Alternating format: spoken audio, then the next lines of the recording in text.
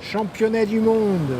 Gilbert Bouchard est un amuseur, un amoureux du gag bien placé. Il n'a pas fait son thé, chérie, c'est 4 heures, tu peux m'apporter mon thé. Intellectuel.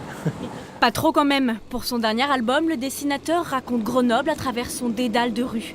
Une page pour un personnage et une touche d'humour à chaque fois. Il y a le mythe de l'inspiration. J'ai regardé la montagne comme ça et subitement j'ai eu une idée géniale. Et en fait, non. En fait, on se met là puis on cherche les idées. Car certaines rues jugées incontournables lui ont été imposées par son éditeur. Trouver une page entière sur Marius Gontard, conseiller municipal.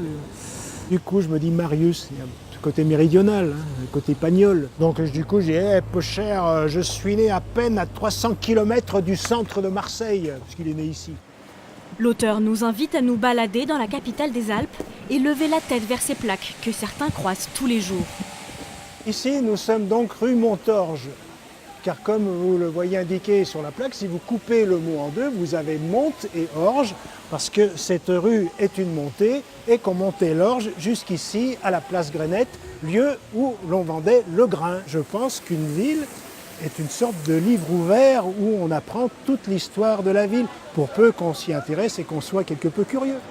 Toute l'histoire, y compris ses heures sombres. La place Doyen-Gosse, un hommage à ce résistant et à son fils, tous les deux assassinés par la milice en 1943. L'ancien étudiant en histoire tient à ce travail de mémoire. Je suis une sorte de pèlerin d'histoire. Je voudrais déambuler en prêchant la bonne parole de l'histoire pour que des gens qui m'écoutent ou qui me lisent subitement se disent « mais l'histoire c'est intéressant ». Gilbert Bouchard dessine depuis qu'il sait tenir un crayon les rues de Grenoble et son 31e ouvrage.